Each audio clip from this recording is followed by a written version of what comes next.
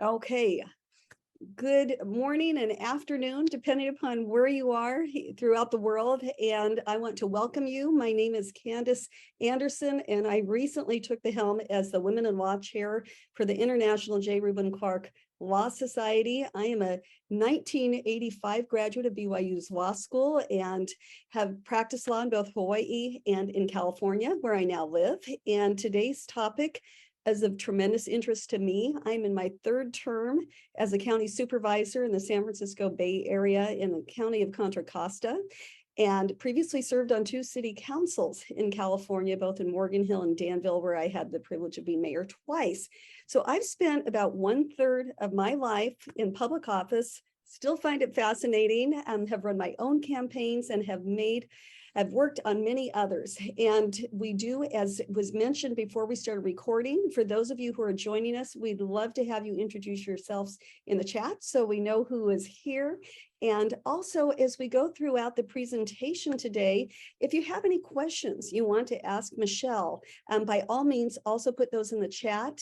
We're going to have Carly Madsen is going to be our question moderator, and I'm going to turn it over to Carly. Carly is an amazing young woman in her second year of law school at BYU and the J. Reuben Clark Law School. She also has a bachelor's degree in political science, as well as a master's in public administration. She has worked on campaigns, has encouraged other women to run, and apparently was trained at the campaign school of Yale. So excited to have Carly here, and she is going to introduce our amazing speaker today, Michelle Quist.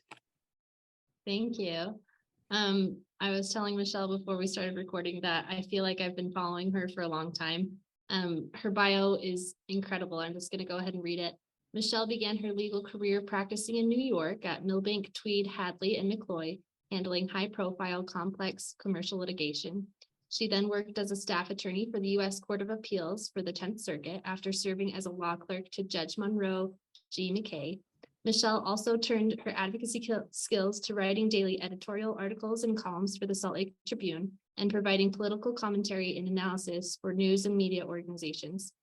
Michelle is currently a commercial litigator and appellate lawyer at Holland & Hart in Salt Lake City. She is also a board member for the Salt Lake Tribune editorial board and the FBA's magazine, The Federal Lawyer, as well as a frequent panelist for PBS Utah's The Hinckley Report and ABC4 Utah Inside Utah Politics. Michelle has won and lost campaigns for elected positions in her state. Thanks so much, Michelle. Thank you. I'm so glad to be here today. We are talking elections.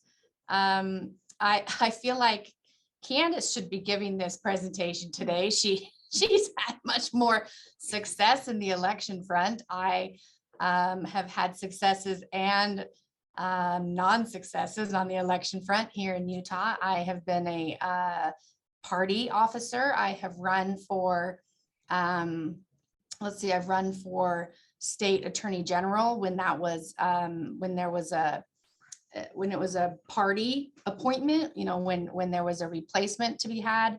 I ran into a constitutional residency issue by there was a 3-week issue. I was 3 weeks shy of the 5-year residency requirement, and I ran for a position on the county council during the election when the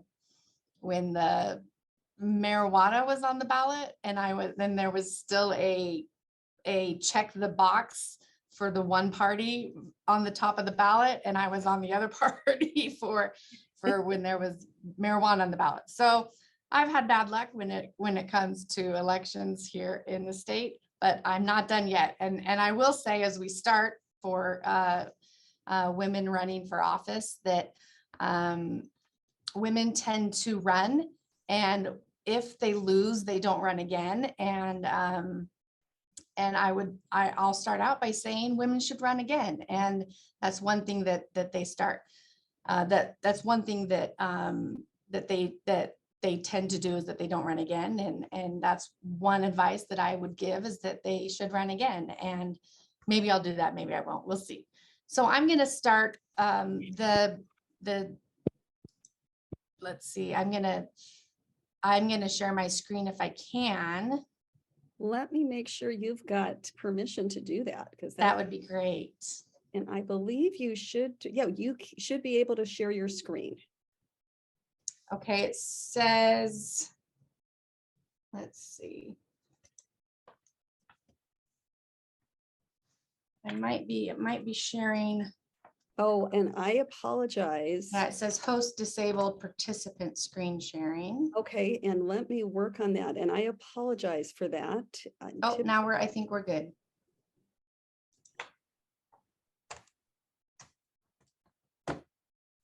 Great.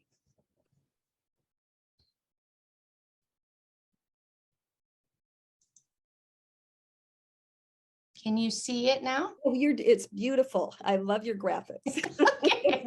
It's perfect. Can you see just the one thing, or can you? We see the J Rubin, we see the heading and what just happened and your name at the bottom. It looks like a full slide. I'm feeling good. Fantastic. Okay. So we're here today just to discuss the November 2022 elections. What just happened? The first part of that presentation, the first part of that question is the election outcomes. And we're still learning, obviously, what just happened. It takes a while for those election outcomes to come in, but we do know as of now, many media outlets have started to call these races. And we do know that media outlets have started to call that the GOP has won the US House. The difference that what we've heard, the difference is that many people thought that, and I'm going to go in and out on sharing my screen so that you don't have to just, look at the graphic in and out, if I can figure out how to do that.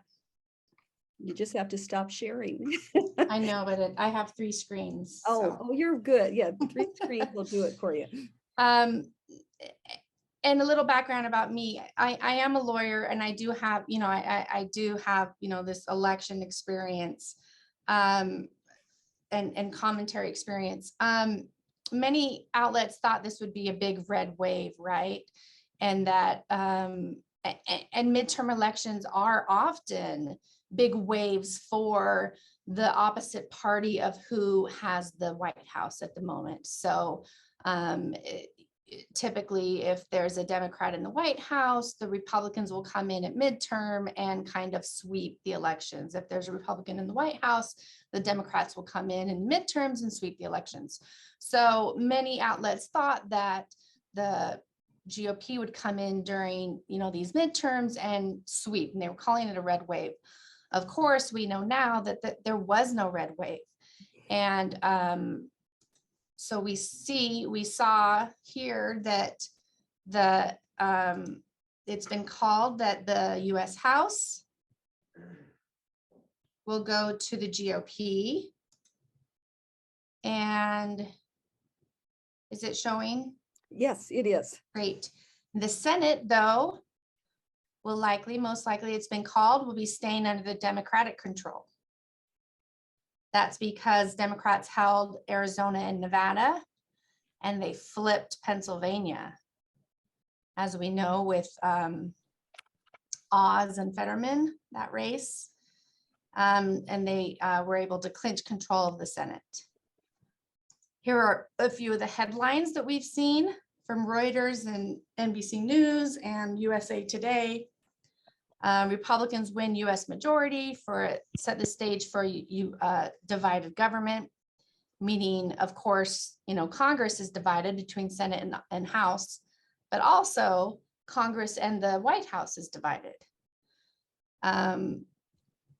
This headline was interesting. The election deniers overwhelmingly lost in the battleground states, meaning, of course, those that denied the Biden's election. Many of the candidates who were still denying that election did not win their races when many thought that they would. That's where the red wave didn't happen.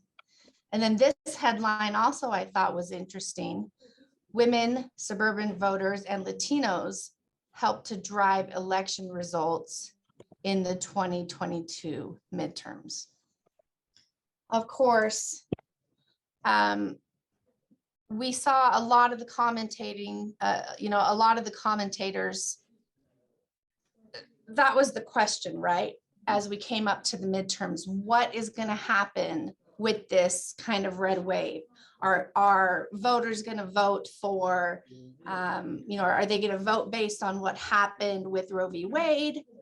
Or are they going to vote based on what's going on currently with the financial, with inflation, with the economic, with, financial interests for the GOP, or are women going to come out in droves and vote based on abortion and those types of issues? And at least what the newspaper headlines or what commentators are saying is that women came out and voted. A lot of the social issues made a difference. And while, it wasn't a huge wave for the Democratic Party, it kind of stalled out on the red wave. And, there was no red wave. And so while the Republicans did take the House, they didn't take it by a lot. And so that's a big difference when you have they took the House, but it's hard to lead, or it's hard to lead a House when you have a very small majority as opposed to a very large majority. And so it'll be interesting to see what happens from that divided government, and also from a divided government of a very small majority as opposed to, a very large majority. So that's what happened. That's the what happened part of that question.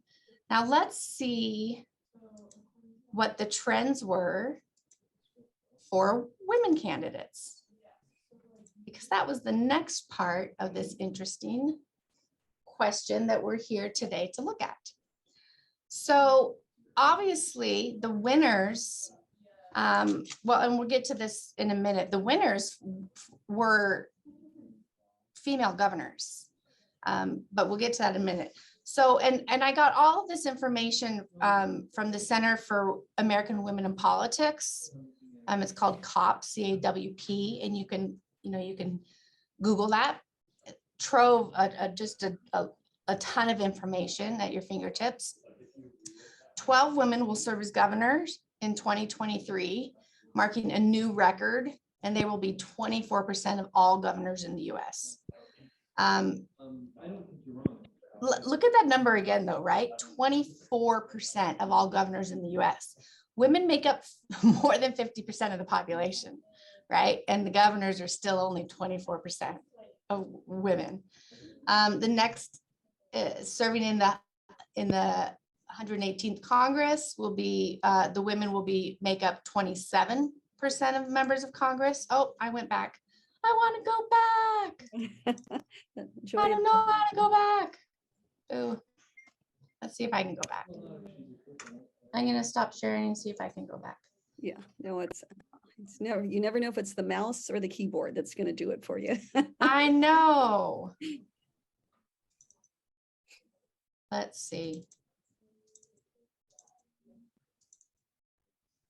So does anybody have any thoughts they want to share so far while I try to figure out PowerPoint? It's like lawyers doing math. Lawyers doing PowerPoint is never never a winning thing. Yeah. So in the run up to this stuff, like I think at the point you're at this analysis, that's correct. I can't tell if that's somebody's background or if it's somebody Someone wanting probably to make needs to mute unless they're ready to speak. I am hearing some gentlemen in the background, and they're welcome to be there. They just need to be quiet unless they want to speak. You're kind of creating your own. Does that make sense? And actually, I will go ahead and mute that person, because when that person is ready to speak, they can raise their hand and unmute themselves. Well, and while you're looking for that, Michelle, if you're still working on that, Audrey, are you on? We're going to have Audrey talk for a few minutes too, but she's an attorney, an elections lawyer with the Gober Group, and she has worked on many national state campaigns. She founded and leads the Project Elect Women in Public Service. She's been an adjunct professor of law at BYU, has her law degree from Georgetown. And so Audrey, you've been out watching elections. Do you see anything you think is pretty significant or close races that we're still really waiting to have decided? Yeah, absolutely. So there's quite a few races I think there's 19 House races that haven't been decided. I believe about 12 of them are in California, which is where I am. California counts their ballots very slowly. There's a bunch of reasons for that. One is that they mail a ballot to everyone, so it's an all-mail state. Another reason why they're so slow is because people's ballots can keep coming in 7 days after the election. It's a giant state. Some counties are better at counting than others. And there's a few other just little laws in California that make it take longer to count ballots. They do a 1% count. They check the registration rolls, make sure they match up with the ballots that were submitted. They let people submit absentee ballots and vote early up until the election, which means they have to check and make sure those people didn't mail a ballot on Monday and then go and vote on Tuesday, because they won't necessarily know that when they go to the polls. So it just takes a really long time in California. There's 3 races that we're watching really closely in California. There's Congressional District 13, 9 and 3. 2 of those are like in the Central Valley, which is a huge geographic area. There's a ton of counties there. So we don't know how those are going to turn out yet. The Senate was also really interesting to watch from an election attorney perspective, especially when it kind of came down to Nevada.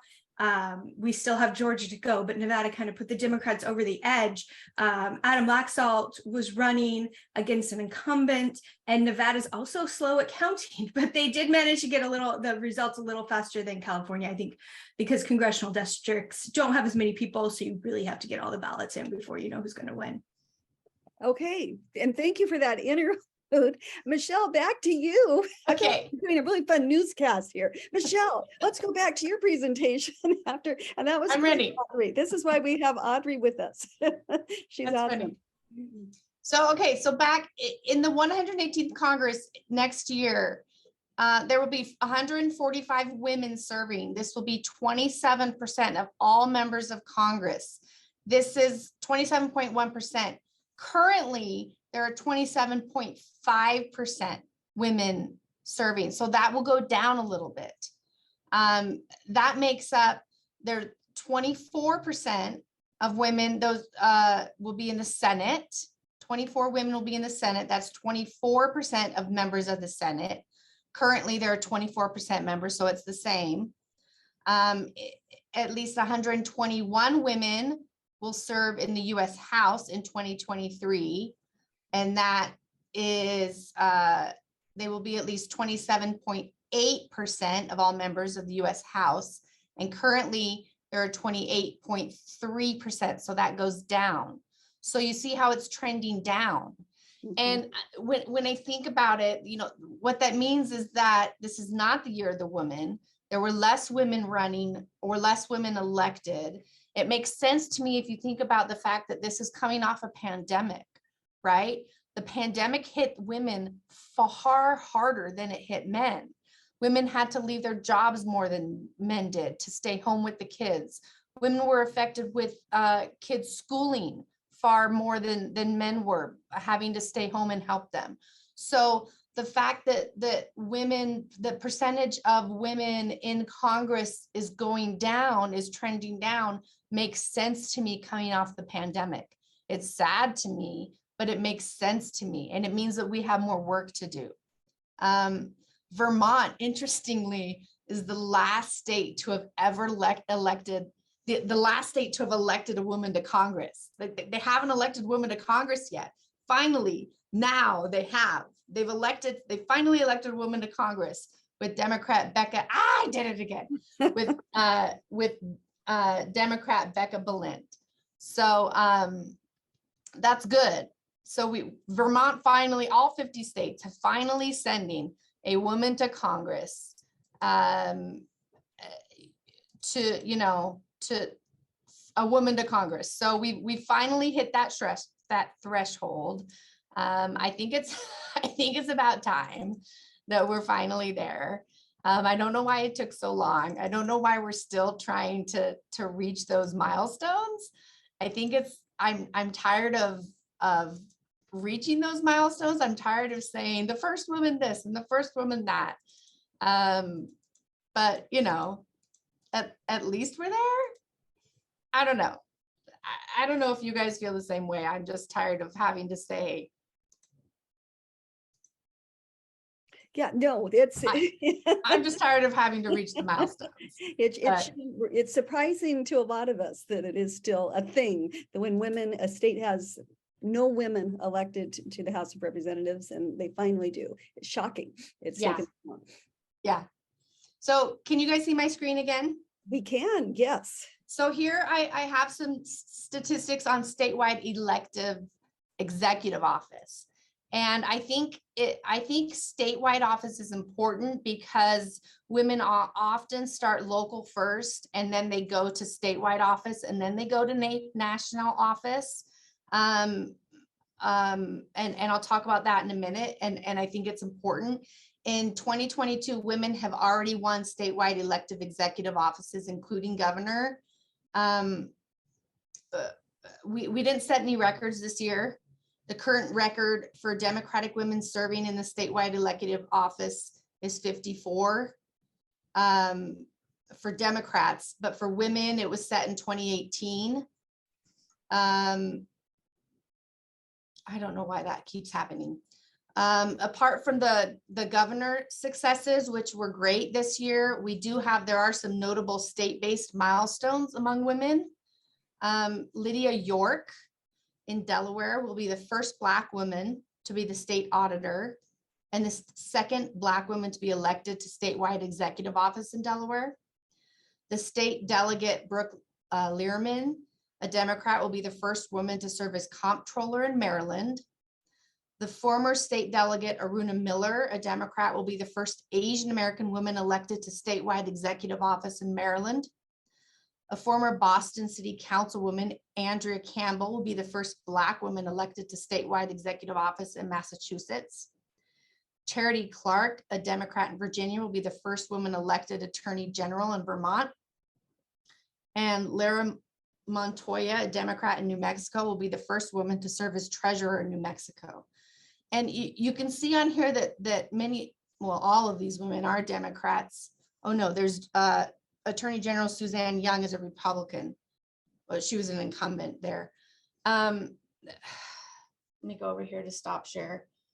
There were some statistics there that, I mean, it's almost double. Most of the women, there are so many more women that vote and identify as Democrat, and so you're going to have more women running as Democrat. You're going to have more candidate women as Democrats. You're going to have, I mean, there were almost 50% of the Democrat candidates were women, and you just don't see that in the Republican Party. In the Republican Party, you see almost 20% of the candidates as women, and they aren't as successful.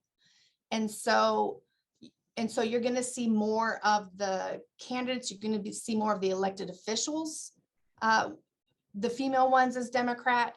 I'm not going to give my opinion on that. I'm just going to say that's why you're going to see more Democrats as women. Well, as I'm opposed going to Republicans. just ask you, and I don't want to slow. Why do you think more Republican women aren't successful? Well, first of all, that's my point, is that the numbers, right? If you got 20% and 80% in a pool, just the numbers per se, that you don't have as many Republican women running, so not as many Republican women are going to win. Just the numbers per se, and so I can't say that as many Republican women aren't successful, because as many Republican women might be successful, but there just aren't as big a group of Republican women running. you know what I mean? If you only have 20% running against 80% of women, you're not going to have 50% Republican women in the pool. You just don't have as big a pool because because women don't identify as Republicans. Mhm.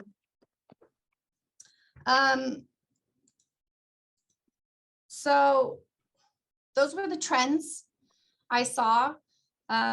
Definitely not the year of the women that we saw in 92, that we saw in 2018 for Democrats. There were even some, Republican year of the women in 2020. Like I said, I think the pandemic didn't help for year of the women here, this year for Republican or for all women candidates. I think the pandemic really affected us. I think the female governor, we had a great year for that. 12 female governors will be serving next year. That's a record high. I skipped my slide on that and didn't go back. But so the question now is how we get women to run. Let me first here's a why. We know the why. President Ballard, church members, both men and women, should not hesitate if they desire to run for public office at any level of government wherever they live. Our voices are essential today and important in our schools, our cities, and our countries where democracy exists. It's our duty as members to vote for honorable men and women who are willing to serve. And so the question is, people often wait to run. They wait until they're asked. And so I guess it's incumbent on us to make sure that we're asking our friends and our neighbors to run, but really we can't wait until we're asked. We have to, if we have any inkling of community service or any inkling of a desire to be involved, we have to just get out there and start getting involved. And often these things start with an issue that becomes personal or that is personal and becomes important to your family, right? I have a friend that started her involvement because she was a hairstylist and she thought the state's licensing regulation was too onerous. And she started getting involved with her state representative, and she thought, well, I can do that. And she ran for office and then she won, and she started getting involved that way. I have another friend who started volunteering at state party conventions, and then she she was volunteering at a state party convention, and then she was asked to be on a to volunteer for a congressperson's office, and then she was brought in as a staff member. She had young kids at home. She was working out of her laundry room, and then she got more duties and more duties, and now she's Utah's lieutenant governor, right? It's Deidre Henderson. So she, you work and you do a little at a time and as much as you can, and then you keep taking on more things, and you get involved, and you run when you can. And you run when you don't wait until you think you can. You don't wait until you think you have the time. You just jump in and you figure it out. You just figure it out. Men don't, and pardon me for the men on the call who, that this isn't a dig or anything. Men don't wait until they think they have the time, or men don't wait until someone tells them they can do it, or men don't wait until they think they're an expert in the thing. Men just do things. They just do things, and then they figure it out along the way. And that's what I think it takes. It takes an interest in a subject matter and research along the way. And I think we all have the capability to be involved and to do these things. And I think it's incumbent on us to take an interest in the world around us. I think our voices matter. I think it behooves us to get involved because, 24% of women in Congress is not representative of the world around us. And it's 2022, and we've been doing this for decades. It was the year of the woman in 1992, and I can't do math, but I'm pretty sure that was, I can't, 92, was that 40 years ago? 30 years. That was 30 years really?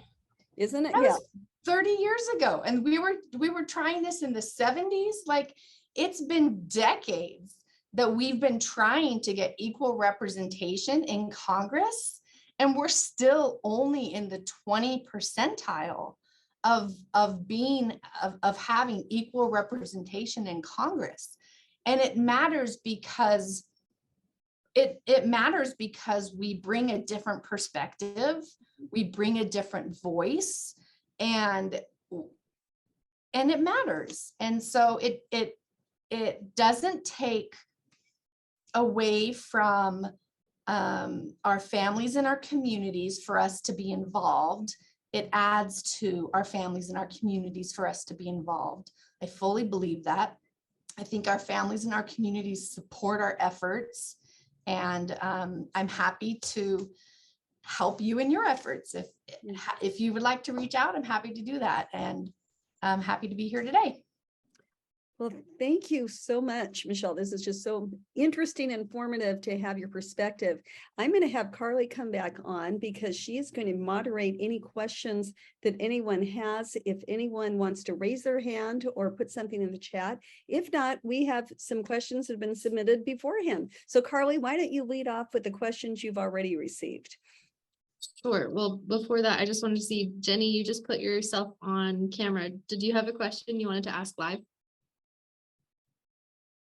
Oh, you're on mute if that's the case. Yeah, that is true. Thank you, Carly. I was wondering what everybody's thoughts were on the new Nancy Pelosi news.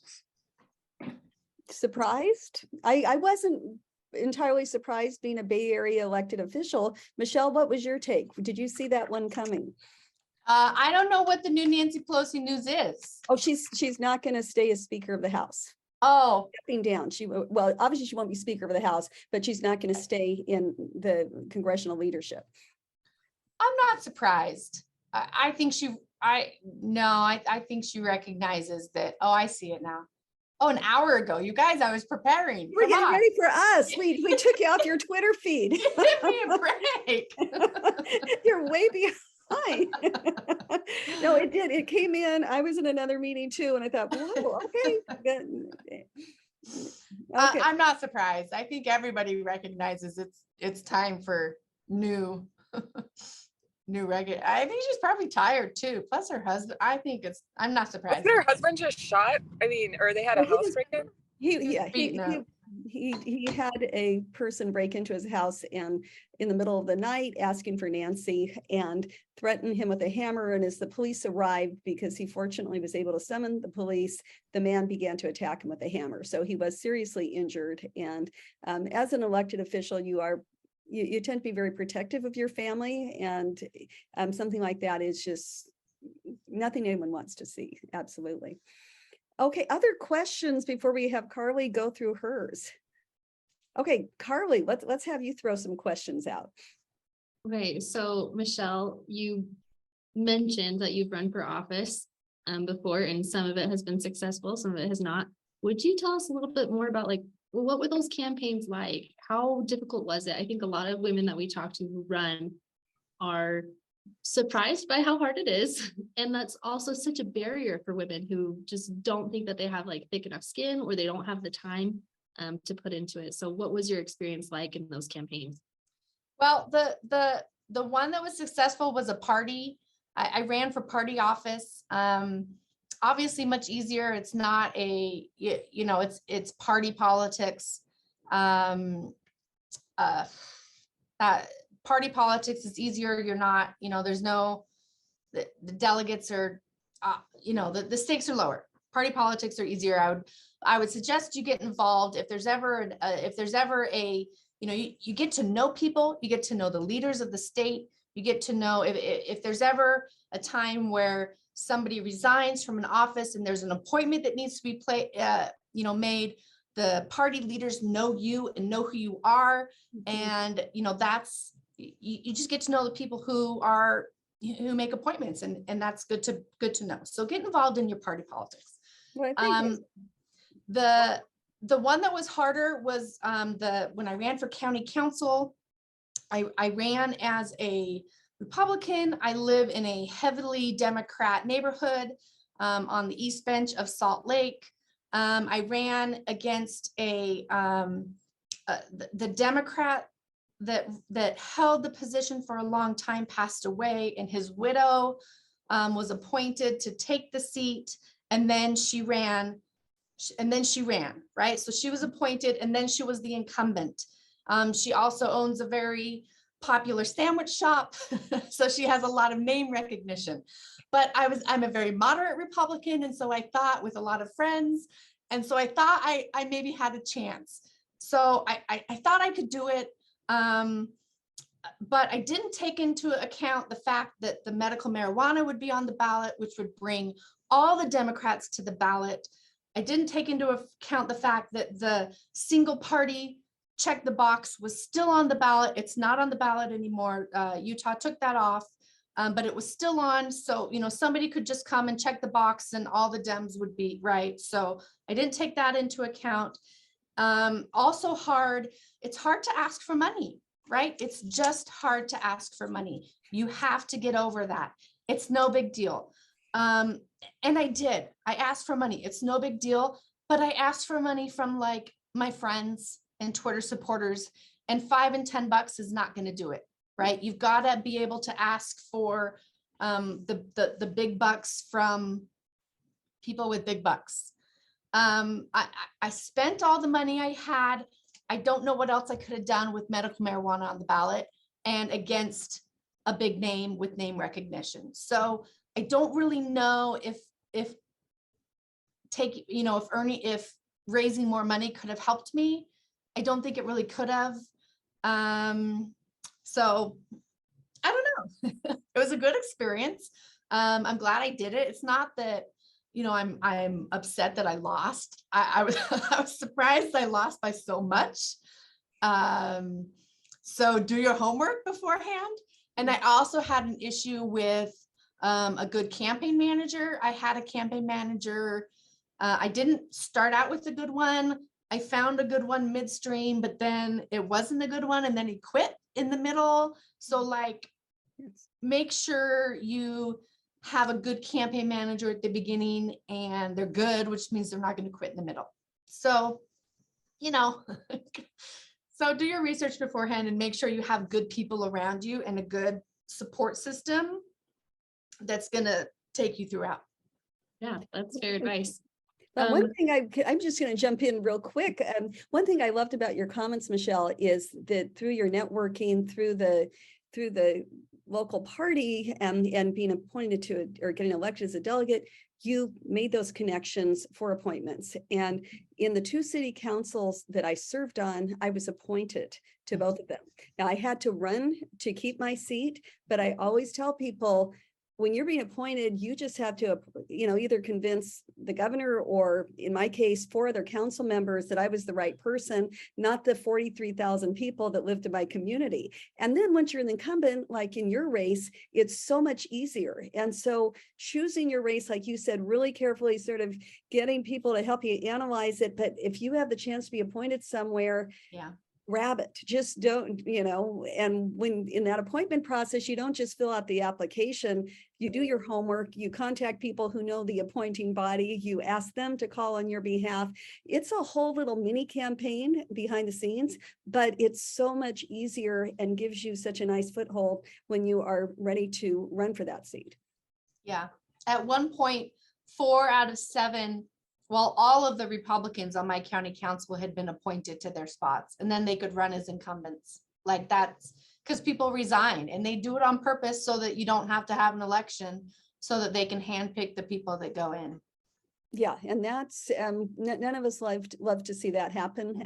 That's and that needs to be daylighted. So, and that, you know, if you are running, then you daylight that. Hey, 4 of the 7 have been appointed. It looks like maneuvering. We need to have clean government that doesn't have that happen. Okay, Carly, I apologize for intervening there, but please go ahead.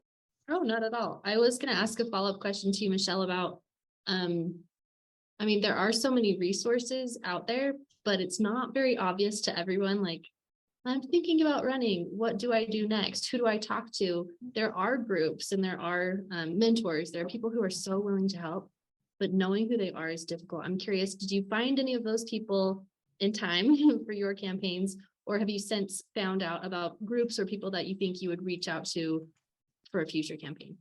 There are great groups in Utah. Utah has Utah Women Run. It used to be called Real Women Run. It's called Utah Women Run now. There's also other organizations. I forget what they're called right now, but all you have to do is Google, on, Google female or help running a campaign or election help or, anything like that in your state. And you can find an organization. They run full-on trainings. They help with campaign, fundraising with how do I, start a bank account? How do I get an EIC? How do I get a campaign manager? How do I, how do I order election signs, like A to Z 101? How do I do all these things so that you're not overwhelmed? How do I make a speech? How do I, go door to door? How do I canvass? All of the things that you would need to do, to run a good campaign. There are organizations, especially, geared to help women learn how to do it. They're out there. Yes, Project Elect Women, definitely. Yeah, Audrey, do you want to give a plug out loud about Project? Yeah, I would love to give a plug out loud. So there is an organization that Carly and I are part of. It's called Project Elect Women, and we focus on, it's a nonprofit. We focus on helping LDS women run for office and learn how to run for office, learn about how to run for office. We have lots of resources. We have a Facebook discussion group where we give tips and ideas. So our website, I just put it in the chat, but it's projectelectwomen.org. We have a podcast where we talk to women like Michelle and Candace who've run before and get their tips and their insights. And so would definitely recommend checking that out. Candace, you're on mute.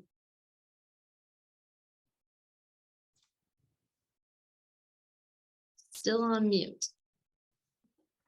I am still on mute. I am. Now and I'm you're good.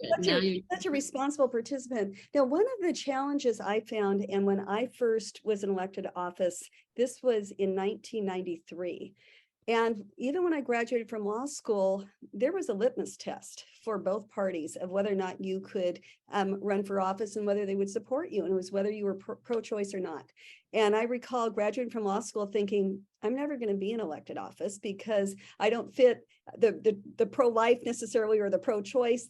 My nuanced approach to abortion is very different than really what either extreme would want to see, but just having that pro-choice label. And so when I was first contemplating running for the appointed seat I had in my first council, National Women Political Caucus was one of the few groups that had trainings. And they said, well, you can come to our training, but we will never support you just because you're not our definition of pro-choice.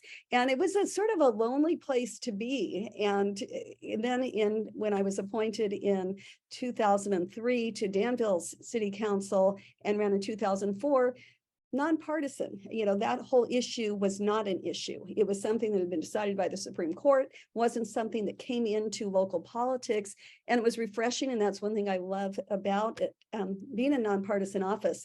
But absolutely look to women. Most of us who have been in elected office are very happy to sit down and talk with people who want to run. I probably, maybe it's 5 or 6 times a year, someone will reach out to me and I'll just take them out for hot chocolate or for lunch. And we'll just talk about their campaign, their goals, how they think they're going to resource the campaign. It's daunting. It absolutely is. But there are a lot of women, a lot of us out there who would love to mentor and love to encourage and help. And I love the fact that we do have organizations now like Project Elect that are really excited about helping women get elected. And for members of our church, and I don't know if everyone on today is a member of the Church of Jesus Christ of Latter-day Saints, it's a daunting task. And you've got a lot of norms that you deal with when you're running for office. And I'm the mother of 6 children. And I remember when I got appointed to my first city council, I had 4 children who were ages 2, 4, 6, and 8.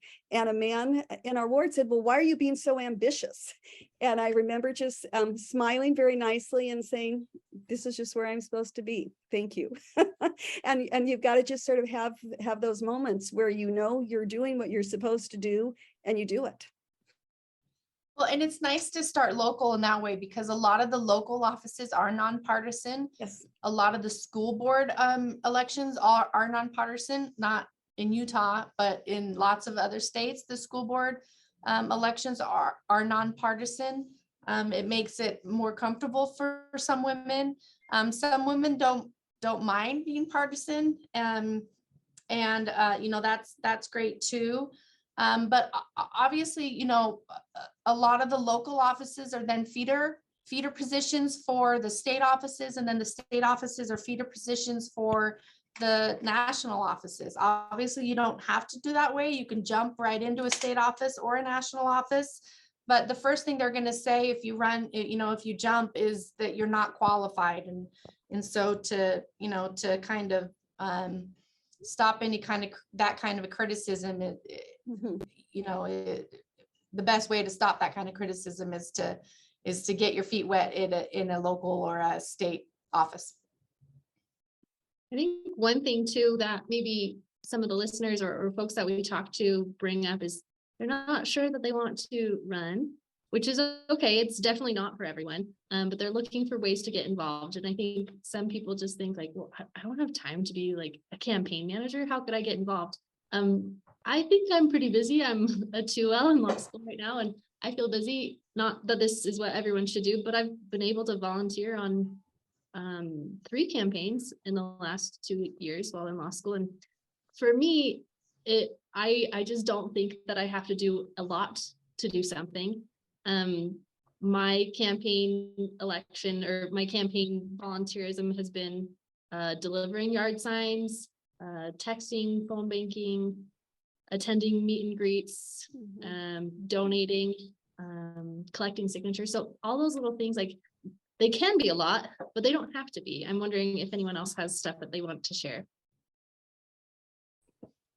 And Carly, it makes such a difference, especially to grassroots campaigns who don't have a lot of money.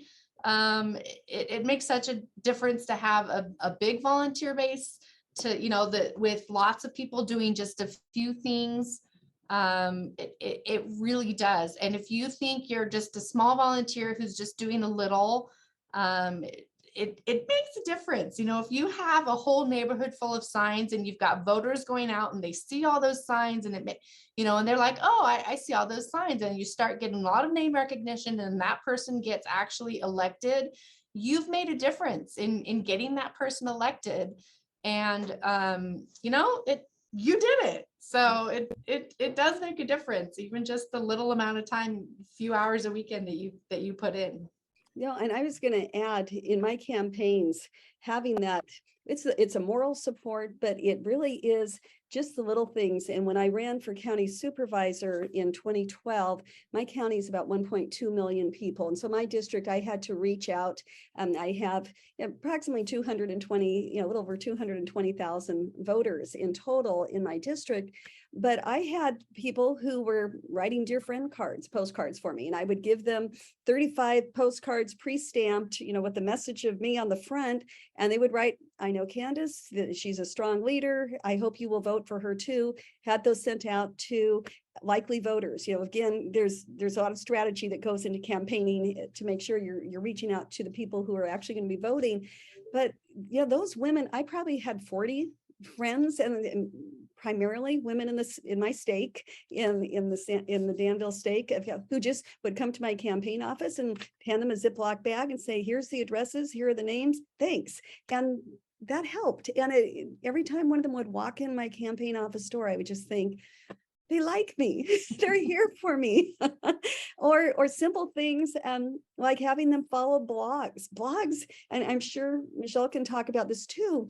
They can be so nasty when you get attacked, and you have to have a really, really thick skin or brace yourself. Even if your skin isn't thick, you've got to just wrap yourself with something, because people say really, really mean things in a campaign. And my campaign got very nasty with some labor groups supporting my opponent. And then just things which open blogs that were irrelevant to the campaign. Things like, well, she has funny eyes, something like that. And at one point, my adult son, who was helping me on the campaign, just jumped in and said, you're talking about my mother. She's an attorney. She's a competent mayor of a community, a former prosecutor. Let's stick to the issues. And sometimes you almost need that reality check. But I would say thick skin, eventually don't read the blogs. Let someone else read them for you. And Audrey, you probably have some good tips as well. Yeah, sure. I just wanted to emphasize how easy it is these days to get involved in campaigns. I know women, just in my ward who've just delivered signs or gone and picked them up after the election. Most campaigns now have online phone banking. So all you do is you log into a web browser, you click a button, they give you a script, you just go through a few phone calls and call people and talk to them all through your computer. And it's really easy. You don't have to go somewhere and do it. It's something you can do for, couple hours or maybe just an hour, depending on how much time you have. I also want to say giving a contribution. A lot of times we don't think about that, but that means a lot, especially in smaller races. Even if you don't have a lot of money to give, a little bit can buy a couple yard signs or, allow them to put more door hangers on doors and reach more people. So if you have the ability to give some money to a candidate who you really support, especially a woman candidate, I think absolutely do that. And remember that that's important too, because they know what they need and they can buy what they need. So. Absolutely. Okay, Carly, next question. Okay, so not everyone on the call is an attorney, but probably most people are or are in law school, like me. I'm wondering, and this can be for you, Michelle, and for anyone else, but do you think that lawyers are uniquely qualified for political leadership or public service? And maybe a second part of that is, do you think women are uniquely qualified to serve? I think lawyers are uniquely qualified for legislative service in that they, have training to spot issues in statutory code and other such things. I don't think they're the only people qualified. And sometimes I think they could be, particularly not overqualified, but think they are. No. qualified in ways that make it difficult. I don't know. I do think that women are qualified in ways that we are lacking right now in representation. When we see those percentages of representation right now, we're lacking in representation. When we have 20% of women in Congress, 23%, 22%, 24% in Congress of women leaders, it's just not enough. The conversation is lacking. That 24%, you're going to have committees with 10%. You're going to have committees with 8%. You're going to have some committees maybe with 1 or 2 women. You might have some subcommittees with no women. In the Senate, for sure, you're gonna have committees with no women. That's not good enough. That wholly leaves out half the population in a conversation that you're just not going to get viewpoints that you would otherwise. And men can tell themselves that they can represent the whole population, but you don't know what you don't know. And I wouldn't be able to represent a man because I don't know a man's experience. And I wouldn't say that I could represent a man because I don't know a man's experience. And I wouldn't want to represent a whole population without having a man there. And I don't know why a man would want to represent a whole population without having a woman there. And so I would hope that men would also want women to be there. I think, and I was just going to echo that. Women do bring a unique perspective on a lot of issues, and especially on local government, city councils. When my children were young, I sort of was the mom in the sandbox voice as we were deciding where parks would go. I needed parks with restrooms because it was really hard to be at a park without a restroom. I needed to, we need to ensure that we're using childcare facilities appropriately. In one of my cities, we had about $1 million to spend on childcare. And as I stated to my fellow council members, no one's going to leave an infant or a toddler home unattended.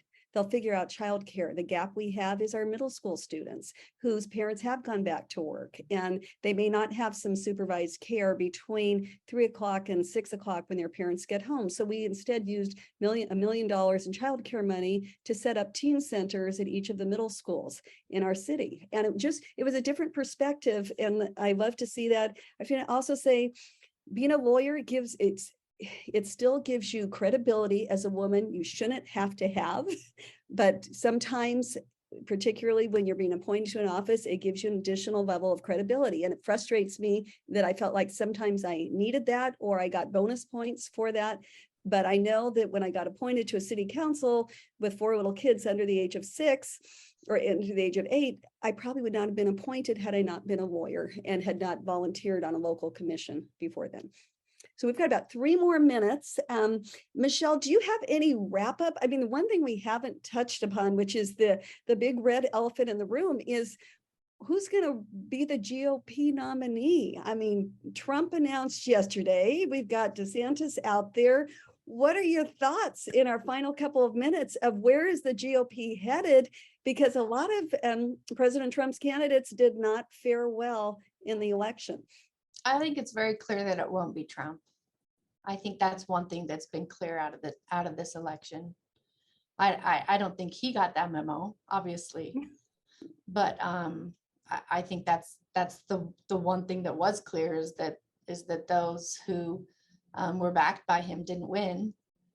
I mean, except for in Utah. Well, but yeah.